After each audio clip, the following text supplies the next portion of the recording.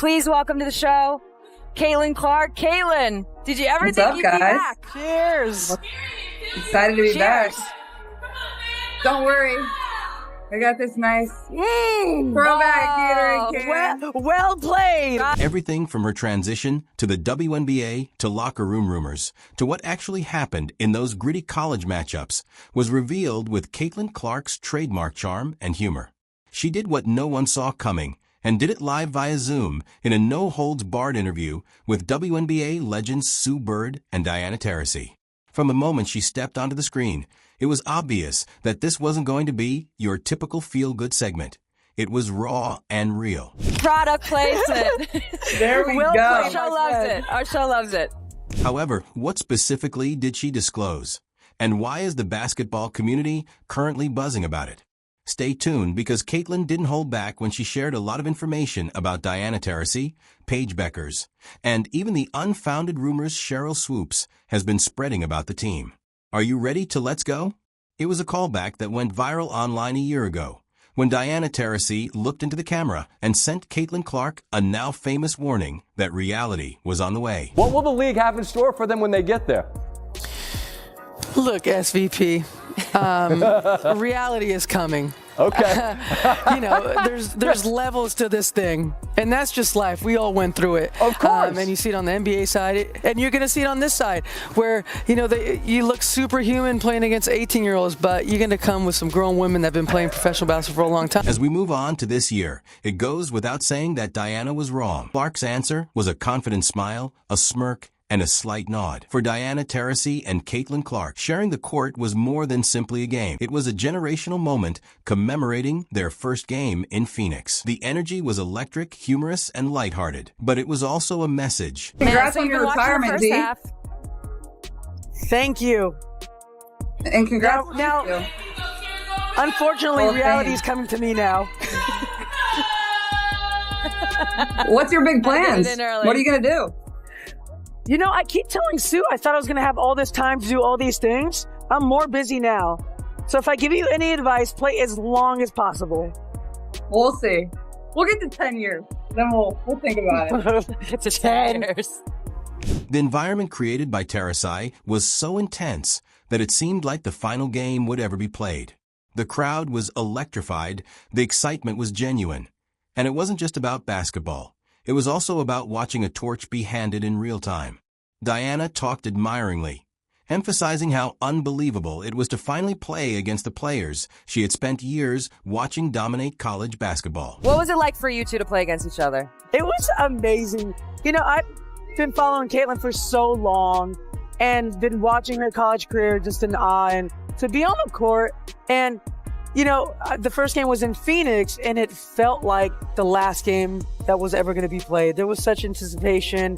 The crowd was going crazy. All the people that came out to see Caitlin and our teams play against each other. It really was an amazing moment. And you talked about how, if you could play against anyone that is this new generation. So I got to cross paths with Caitlin, at least for a couple games. And to me, that meant a lot, Like, we've been doing this for a long time, and to see Caitlin do what she does is, I think someone said the other day, I'm like, I want the season to start so I can watch you again. As elegant as Caitlin's, but with that distinctive edge, she recalled that Phoenix matchup as well, but this time it was personal. We were behind by about 10 or 15 points and rallied to win. She recalled the pride in her voice that the comeback wasn't just a statistic on the board. It was a turning point for her and her team as they faced a legend like Taurasi and prevailed. That's what gives you confidence. And Caitlin made sure to mention it. It was like to play against D. Well, I was saying, that game in Phoenix, because we only played in Phoenix one time.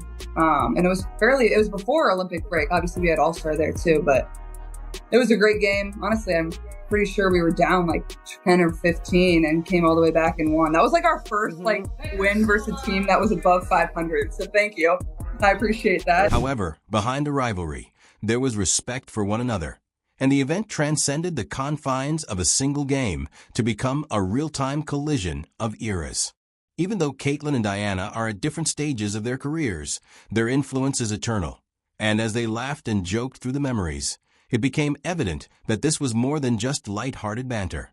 Rather, it was the past and future of basketball sitting in perfect harmony. Caitlin, how excited are you for this next WNBA season? New head coach and Stephanie White. You added Natasha Howard, who Sue knows really well, Wnba, which I know really well, Sophie Cunningham. I mean, it seems like, from the outside, this roster's ready to compete now, which is easy for us to say. We know there's a process to get there, but when you see that and you see those names come in, what does that make you feel like? Speaking about her redesigned roster, Caitlin Clark couldn't contain her excitement as she enters the 2017 WNBA season with more than just momentum. Stephanie White, the new head coach, has defensive dynamos like Sydney Colson and Brianna Turner, shot creators like Sophie Cunningham, and veterans like Natasha Howard and Wnba. Clark is familiar with the names and, more significantly, their contributions.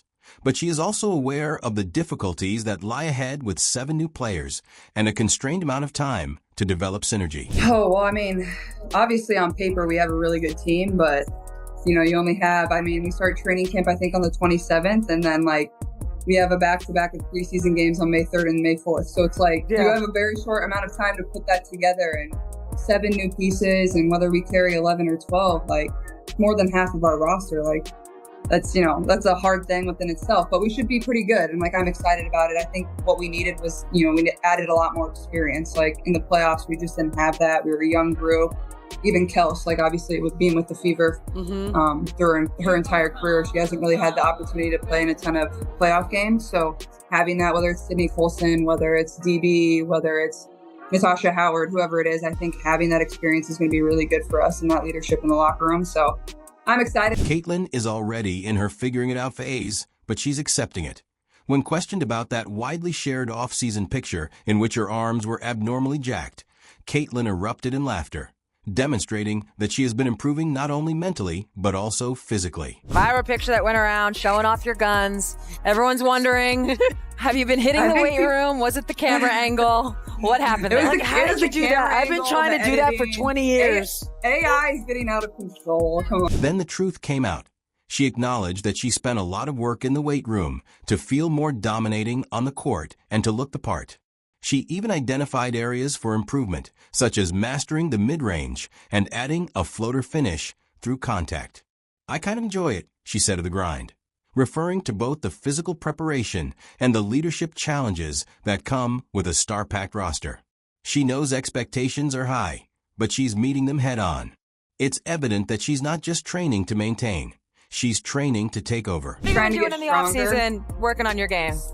You're trying to get stronger, a lot of time in the weight room, and it's something I kind of enjoy, so it's been pretty easy for me to spend time in there and really work on that part of my game. And I think the biggest thing on the court is just that mid-range area. I got pretty uncomfortable in there when I would get in there, whether that's I didn't really have any floater. I didn't like taking a mid-range jump shot, so just getting more comfortable when I get my feet kind of into the paint, and honestly trying to just add a floater to my game, and finishing through contact and little things like that. But I think just going back to the weapons that we've added this year, there's going to be so many different things that we're able to do that I think it'll be able to make my life a little bit easier, and it should make everybody's life a little bit easier on our team.